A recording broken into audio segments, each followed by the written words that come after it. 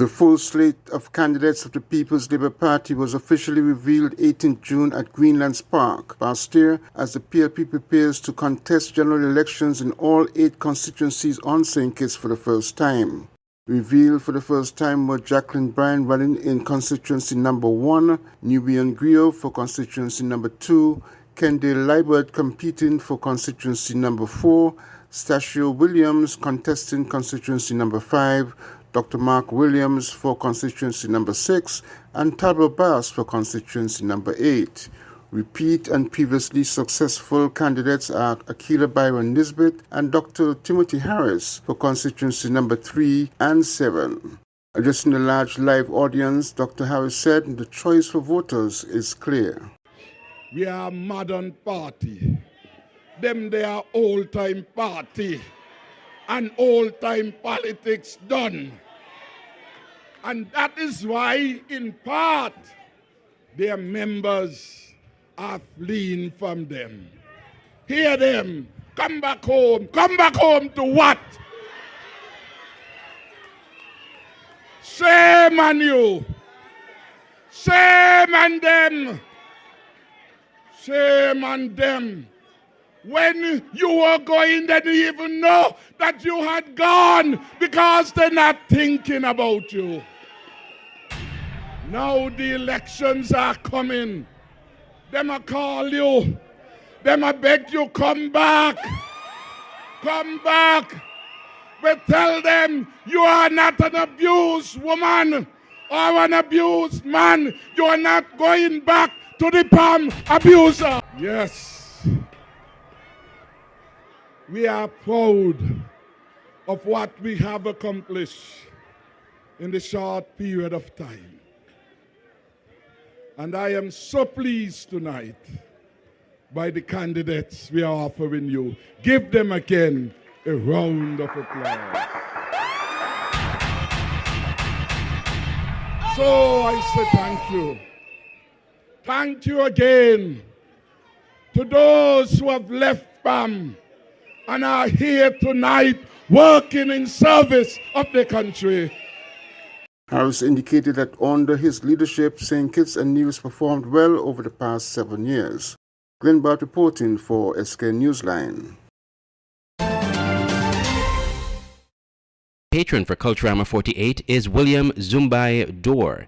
This was disclosed at the media launch last week of Culturama 48 at the Malcolm Gishard Recreational Park. Patrick Howell is the Research Development Unit Manager for the Nevis Cultural Development Foundation. Zumbai was one of the founding members of the Buzzard Boys, which comprised of the likes of Bahawla the Meek, Major, Shax, and Shax. These boys, and amongst others, these boys would dress in the most outlandish costumes, dresses, and face powder to visit residents throughout the land. At each stop, they would give toasts, which were singing poems about well-known events and characters in society. These toasts went from tame to quite harsh. The Buzzard Boys were often accompanied by a string band, and they would often be rewarded with food, drinks, and money. And this money, in turn, would be used to throw their own big bashes. The Buzzard Boys continued into Culturama throughout the years and were always a standout during the troop parades with their garish costumes and antics. Zumbai often remarks that his greatest joys are the Culturama troop parades and the Calypso show, regardless of who wins.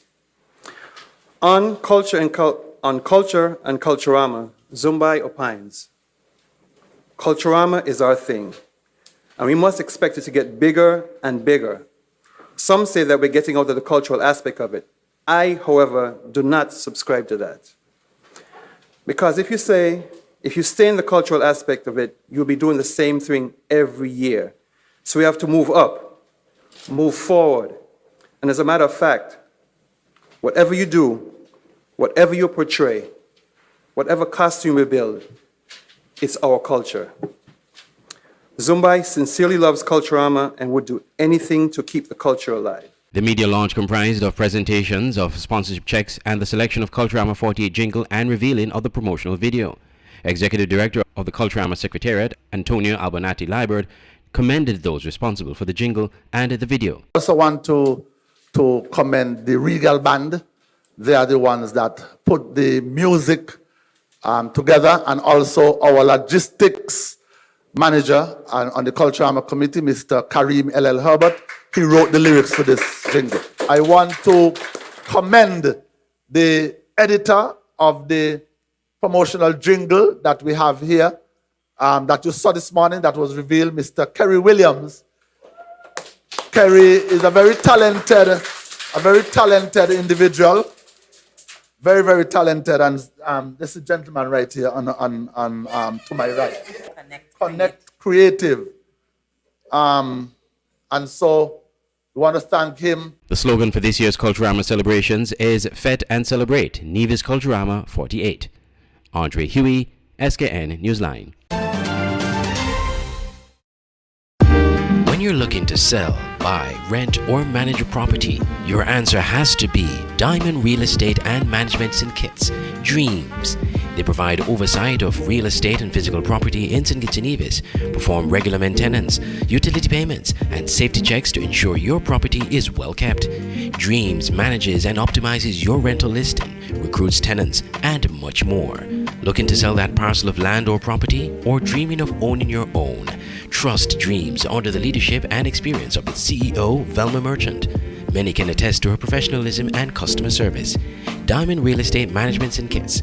Call 663-7326 or visit their office at 15 Shadwell Industrial Estate, making your real estate dreams come true. The SKN Newsline website now offers you more news.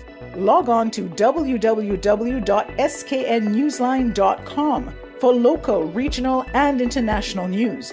You can also watch the latest newscast and keep abreast with news in sports, all from sknnewsline.com. That's www.sknnewsline.com. News at your fingertips. When visiting St. Martin, you want clean, affordable accommodations. You need Midtown Motel in the heart of Phillipsburg, a place where you can relax, take a stroll on Great Bay Beach, and that provides you easy access to great shopping. Midtown Motel, located on Front Street, Phillipsburg, St. Martin. Call Midtown Motel at 721-542-0614 and book your stay today. Come get your fresh smoothie at Master Mix Smoothie in Bastyr at 2 locations, the Bastyr Public Market or under the arch at the National Museum. Get a fresh, all-natural, healthy and tasty smoothie with flavors of your choice. Master Mix Smoothie knows the flavors that you like and mixes it all up for you the way you want it.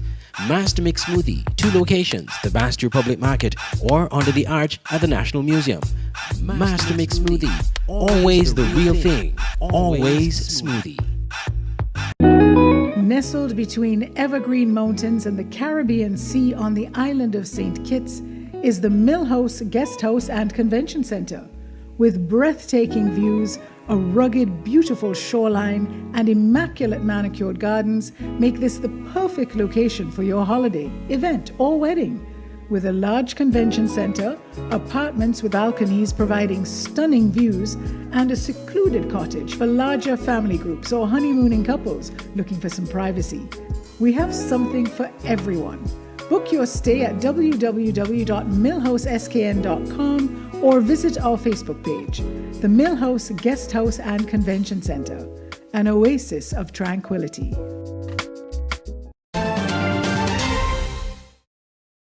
Sound, lighting, and stage technicians are completing their setup, while preparations on the grounds are almost complete, gearing for the Thursday, 23rd June return of the St. Kitts Music Festival after a 2-year suspension caused by the COVID-19 pandemic.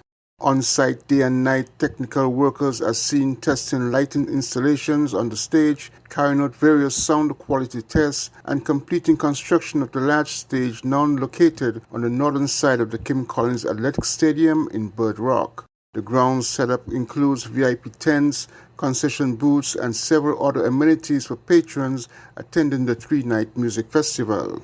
Leading into the Thursday night start of the major music festival event of the Caribbean would be the well-known series of performers showcased with the return of Front Stage, which will be located at Independence Square, downtown Bastyr.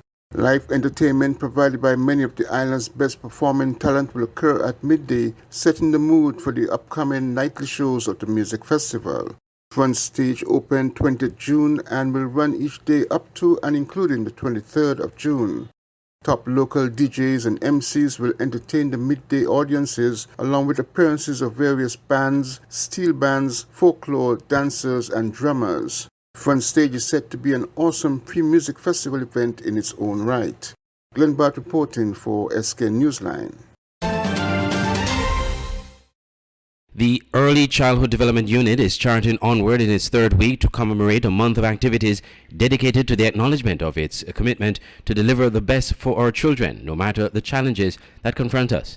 In a press release from the Education Media Unit, Director of the Early Childhood Development Unit, Ms. Kimona Brown, noted that the support received thus far for Child Month is commendable. Currently, we are in the third week of our month of celebrations. The support has been awesome. Ms. Brown revealed a few of the upcoming activities and encouraged all stakeholders to continue to show their support through participation. During the first week, a number of church services were held in each zone. Just last week, we celebrated T-shirt Explosion Day, where everyone was asked to wear T-shirts from the previous years. Just last week, we journeyed to Nevis to join our Nevisian counterparts in their Child Month Parade. On Tuesday, 28 June, is our Staff Appreciation Day.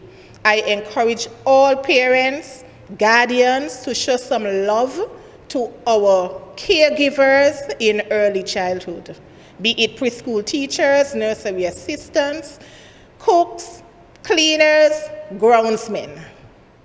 On Wednesday, 22nd June, our children will showcase their many talents at our National Variety Concert, which will be held at Carnival Village at 5 p.m. She also acknowledged that the traditional Child Month Grand Parade will resume after a 2-year pause due to COVID. After 2 years, our major activity, the Grand Parade, is back. I encourage everyone to come on out on Friday, 24 June, to witness our children as they parade the streets of Bastia in costumes made from recycled materials. And I would like to say a huge thank you to all of our donors, our sponsors, our early childhood caregivers, the ECDU staff, everyone who has done all in their powers to make this a memorable and exciting Child Month. The month of activities will climax with a boat ride on Saturday, July 2nd at 6 p.m.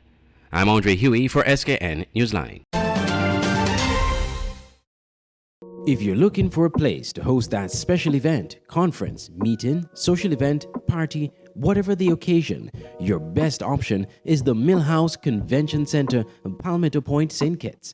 Located on the picturesque Garvey's Estate, the Millhouse Guesthouse Convention Center has enough space for outdoor events overlooking the Caribbean Sea. If you're looking indoors, the center is equipped with amenities needed to make your event a success.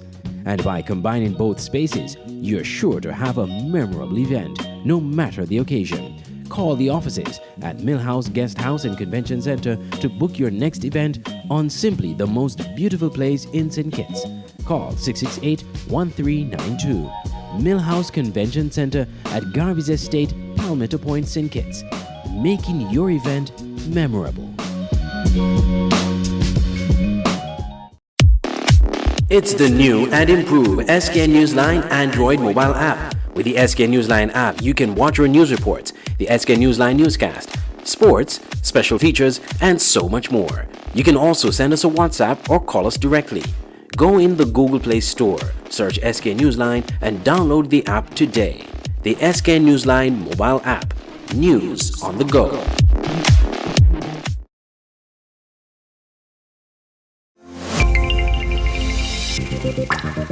An open interactive event can be described as tremendous, effective, on par with any conference around the world. From exhibitions to trade shows, corporate events to product launches, from press events to political functions. We are the secret sauce behind events that make you go, wow. We stage multiple world-class events in the Caribbean and develop the skill to deliver quality in every detail, whether the event is live or fully virtual, or maybe even somewhere in between. At Open Interactive, we got your events covered. Get your free quotation today at www.madebyopen.com.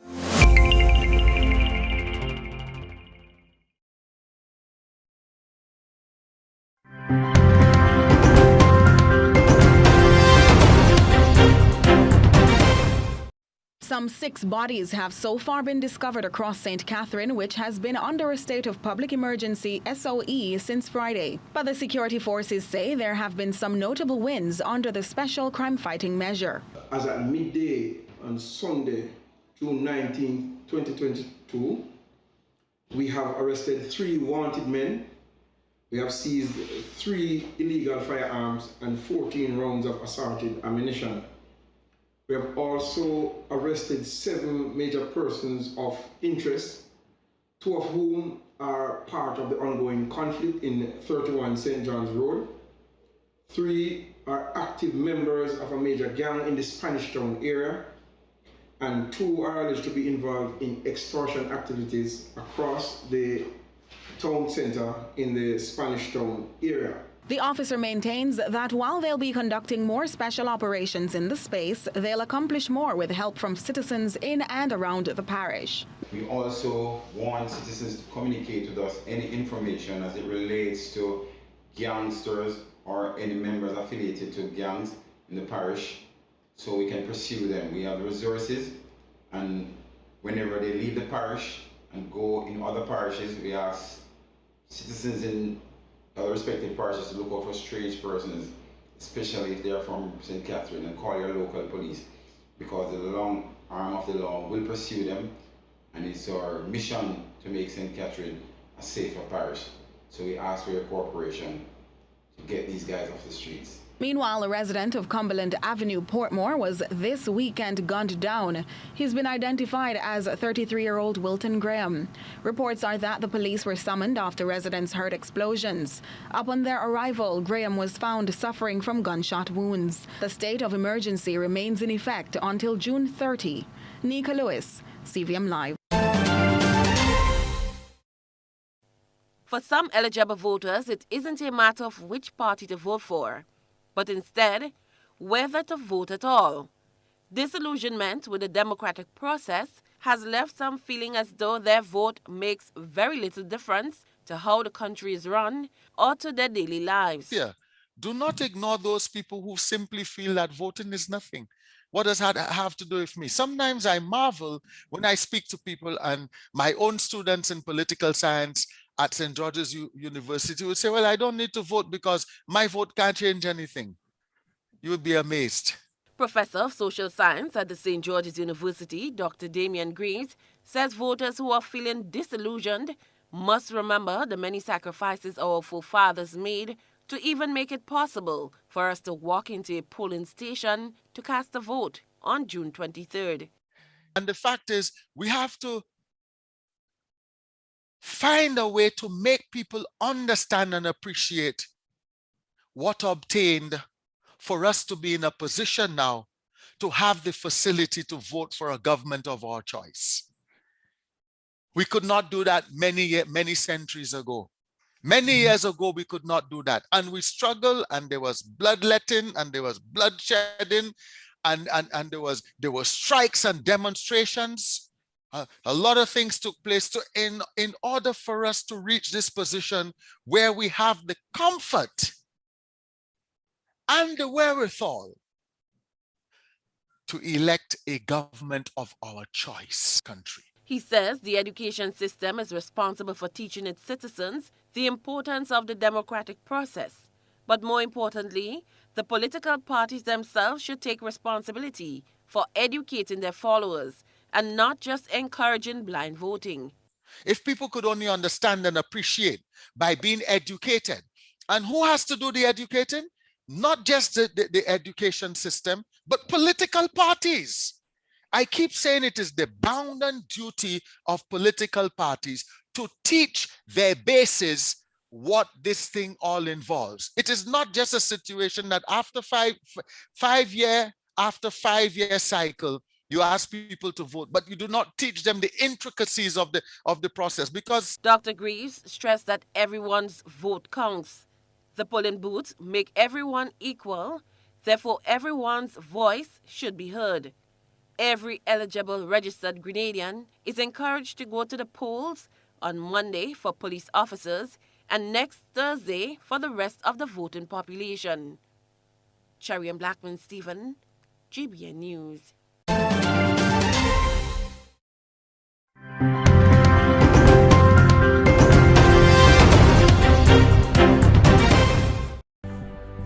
We begin the program with breaking news. Israel's Prime Minister Naftali Bennett and Foreign Minister Yair Lapid have agreed to dissolve Parliament. The move is expected to force the country's fifth election in less than 3.5 years. Lapid will take the role of interim Prime Minister until the polls. For more on this, let's bring in Bernard Smith, who joins us live from West Jerusalem. Bernard, talk us through the details of what's happened. This coalition government has been stumbling along for the last few weeks. It's a miracle in many Israelis' eyes that it's lasted as long as it has, 1 year. It was the strangest coalition government Israel's ever seen, a combination of parties from the far right, the left, and the first time that Palestinian Israelis had been involved in an Israeli government. It was brought together, this government. Its sole reason for being, really, was to get rid of Benjamin Netanyahu. And it did that, and it managed also to pass a state budget, the first time it's done that in Israel in 3 years. But it's Benjamin Netanyahu who has engineered the downfall of this coalition government. He has been Israel's Prime Minister for a total of 15 years previously, and he wants the job back. And what Netanyahu did was, with his coalition opposition partners, he voted down the renewal, the normal standard automatic annual renewal of a settler bill that extends Israeli law into the settlements. This expires at the end of this month. Without its renewal, there's sort of legal chaos in the settlements. So the governing coalition realised that it's not going to be able to get this bill passed, so they've accepted that they're going to dissolve Parliament and go to new elections. Netanyahu gets what he wants, new elections, and maybe the chance to come back as Prime Minister. And the settler bill, because the Knesset is being dissolved, will be automatically extended now for 6 months until a new government can vote on it. There'll be elections now, probably not before sometime in October, and Yair Lapid, he will take over as interim Prime Minister while the government goes through the process of calling those new elections. Again, the 5th time in 3.5 years that they've had to have an election in Israel. All right, thank you so much for bringing us up to speed. Bernard Smith, live for us in West Jerusalem. Also in West Jerusalem is Jalal Abu Qatta. He's a political analyst. Jalal, thanks so much for being on the program. Talk us through, firstly, the turbulent weeks that have led up to this point and the pressure that the government has been under. Is it any surprise that it's got to this point? Sorry, can you repeat the question, please? I was just saying, is it any surprise that it's gotten to this point? Lead us through what's led up to this point. Yes, it is no surprise. I think from the first moment this coalition came into power last summer, it was seen to be very fragile. And in Jerusalem, especially Palestinians in Jerusalem, were extra worried because they felt this government was going to try to prove its worth to the right of the Israeli electorate, the right wing, the settler movement, those who would vote usually for Netanyahu and right wing parties. This coalition government tried its best to become the government of the right in order to survive its full term. Yair Lapid was a very smart politician, I would say, trying his best to navigate the intricate politics of Israel, trying to get the left-wing parties, those are considered the Meretz, Labour, and other right-wing parties, trying to get them all to support his coalition government, trying to prove to Israelis that this government is the solution for Israel. But everyone knew that it was standing on a stick. It was very close to collapse multiple times over the past few months. And we have seen just now how the game of politics in Israel is so cynical. The fact that the Israeli right-wing parties have voted against extending this civil law for settlers in the West Bank just in order to topple the government. And it was no surprise at all. It is not a shock at all that this government could not even survive one whole year. Jalal, will this election change anything, or could Israel still end up in the same unstable position? I don't really believe it will change anything. As a Palestinian speaking, I don't believe it will change anything. For Israelis themselves, there is concern, there is warnings that a next government could be bringing in Netanyahu and Ben Gvir into the government. It could bring in extreme right-wing politicians into the government, which could further damage Israel's standing in the world, technically, by embracing apartheid more fully on and strengthening the settler movement, which would lead, I would guess, to isolating Israel on the international arena. So some Israelis fear that a government of the right would further isolate Israel globally. So I think there will be a stronger fight by the Israeli parties, which proclaim to be liberal, proclaim to be left-wing, trying to win the electorate again in order to oust Netanyahu for once and for all, to show that he is only a charlatan trying to play politics. They will try to prove to Israelis that they are more worthy than those who are cynical in their politics game, such as the right-wing parties led by Netanyahu mainly. And what does this move mean for former Prime Minister Benjamin Netanyahu? Could he form a coalition before Israelis even head to the polls? I think Benjamin Netanyahu is better and stronger at destroying and demolishing whatever other politicians are able to build and to establish. No one imagined a coalition government that included right-wing parties, the Labour Party, which is considered the left-wing, left Zionist party, Meretz, and the United Arab List. No one thought this would be possible. Netanyahu was able, through continuous bickering, was able to topple this government, as we clearly see right at this moment. I doubt that Netanyahu would be the one to form the next government. We will see changes in Israel. I think there will be a similar government such as the one we've seen now, perhaps led by Benny Gantz, perhaps led by other centrist Zionist parties, which could unite more of the Israeli political parties against this one person, Netanyahu, because he is seen to be a destroyer rather than a builder of coalitions. We really appreciate your analysis on this issue, Jalal Abu Khatta, a political analyst in West Jerusalem. Thank you. Thank you very much.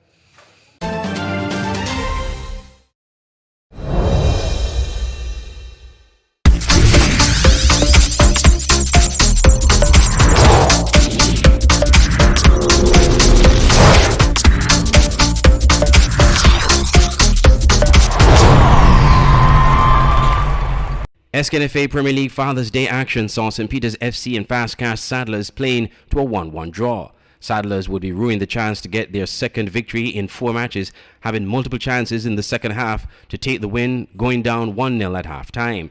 That goal came from Aidan Nurse in the 26th minute for St. Peter's. But shortly before Aidan's goal, Leonardo Morton was sent off in the 17th minute for using abusive and insulting language towards the match official, leaving St. Peter's with 9 men. Saddlers failed to make the numerical advantage count, missing a penalty which was saved by the St. Peter's custodian, but a brilliant free kick from Carl Tuitt in the 86th minute rescued a point for Saddlers. Saddlers captain Junique Eddy ruled the missed opportunities. Once again, I think we suffered from the start. We were not able to put away our chances early up. I think that is just course every game. We're not going to learn unless we put them away. I mean, today, St. Peter's, they were down a man and they were able to put one of the few chances they had in the goal.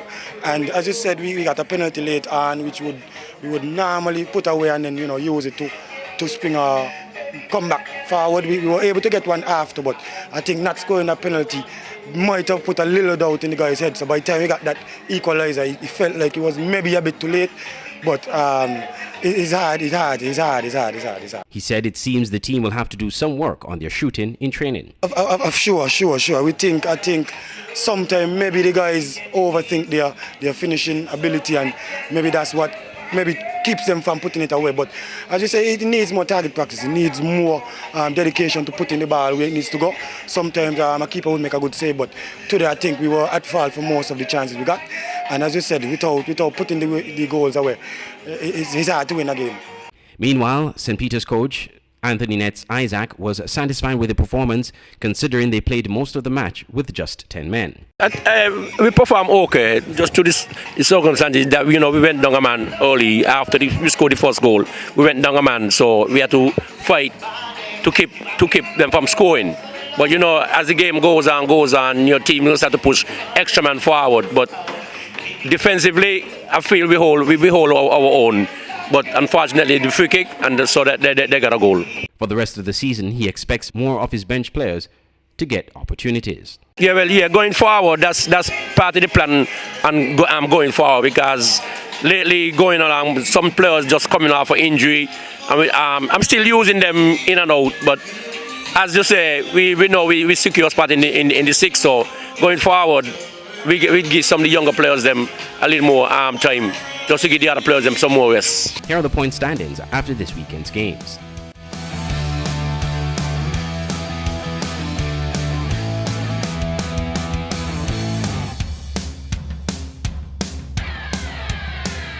The SKNFA Premier League continues this Wednesday at 6 p.m.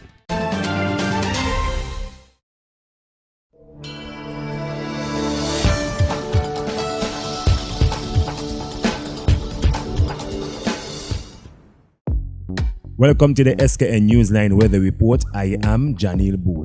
Here is a look at the forecast for St. Kitts and Nevis.